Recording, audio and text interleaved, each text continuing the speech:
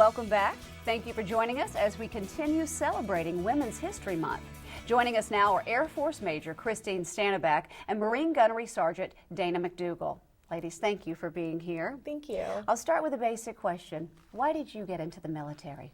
Well, I have a family history of being in the military. My dad was. He served 20 years. Also, my grandmother's sister was in the Navy during World War II, and my grandfather. While at Sacramento State, I was pre-nursing, and I just had this thing in the back of my head that, hey, you should try ROTC. You know, you were with your dad during your career, and now maybe it's your chance. And so I joined. In my first semester, I just loved it. The camaraderie, just the chance to serve, and then also gain some experience. And while I was there, one of my professors came up to me and he said, you know, we're looking for female pilots. He's like, what do you think? And so it was a Friday, and I was like, I had never even thought about it.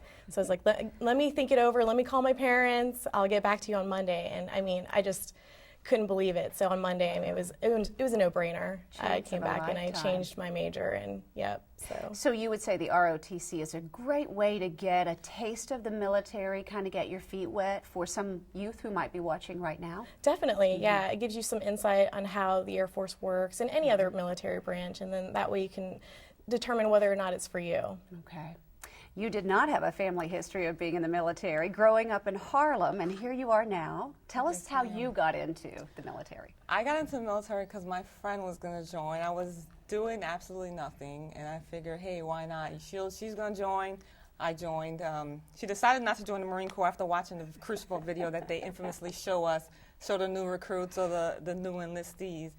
But I decided to do it anyway because I was like I said, I have nothing else going on, so why not join the Marine Corps?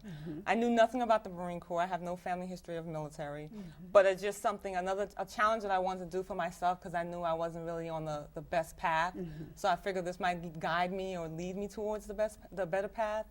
So I just decided to join the Marine Corps, and it's been almost 15 years now. And the girl from Harlem who had absolutely nothing on her schedule, who decided to join the Marine Corps, and now here I am. Why not? Sounds like fun. Let's go for it. I like that.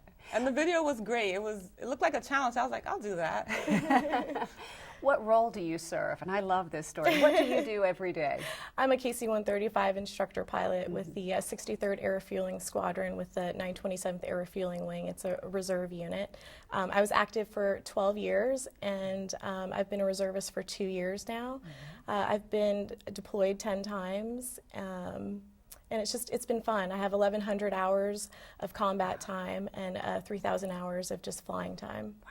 How do you get those planes so steady to refuel in the air? It's because you're good at what you do. Right, you're precise and you're trained. You go through a lot of training, and then when the time comes that you actually have to do it real world, you're ready to go. And actually, you know, before you get to that point, it's years of training. And so a lot of us are just waiting for that time where we're actually called upon and needed to do what we are called upon to do. Yeah, you've got to be ready to go at a moment's notice. Yes, definitely. Wow. Tell us about your duties. I'm an administrator for U.S. Central Command. I work in the J1. My duties currently is to get all the Marines that's stationed at CENTCOM to pretty much negotiate with higher headquarters to get them there and make sure that we have everybody in place of all the different billets that we have there for CENTCOM, for the enlisted and officers of Marine Corps. Wow, that's a very important job. It is, and if they don't get their bodies, those different sections, it's a lot. They're definitely not happy about it. So it's constant phone calls and emails going back and forth. But I like doing it. You know, I love being admin. I couldn't think of myself doing any other job in the Marine Corps because I love customer service and helping people. So just being able to teach someone who has no administrative skills at all how to do something, or better help them when it comes to their pay or any type of administrative situation they might have. I love it. Like I said, I couldn't see myself doing anything else. You've served for 15 years. Yes, ma'am.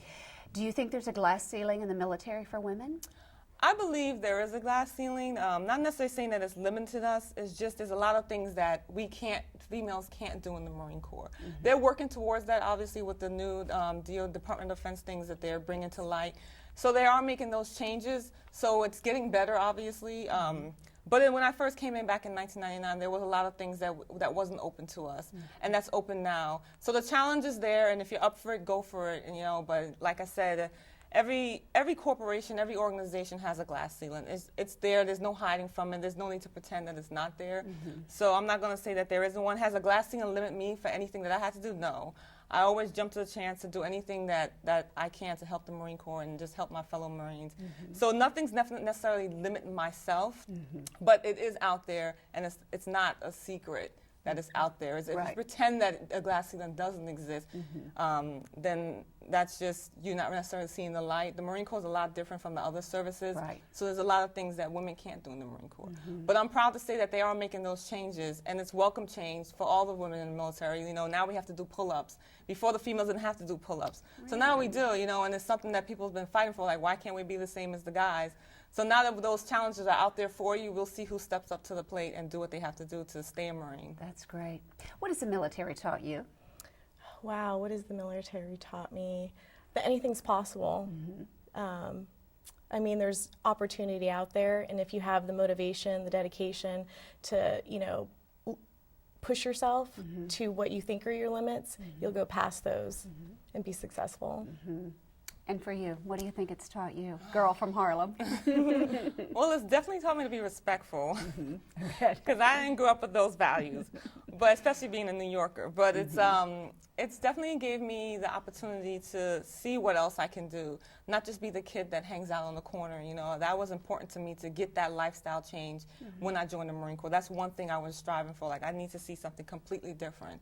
So just the challenges that things that I didn't think I was able to do because it never got thrown at me as a kid.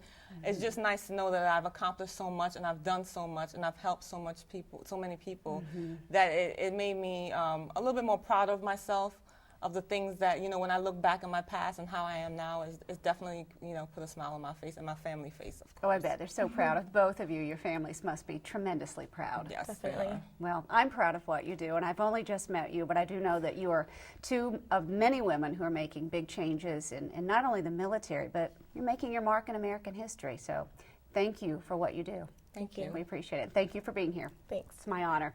When we come back, you'll meet one of the Coast Guard's newest female members, along with a gentleman who makes it his mission to revive the stories of some of history's most outstanding women in the military. Stay with us.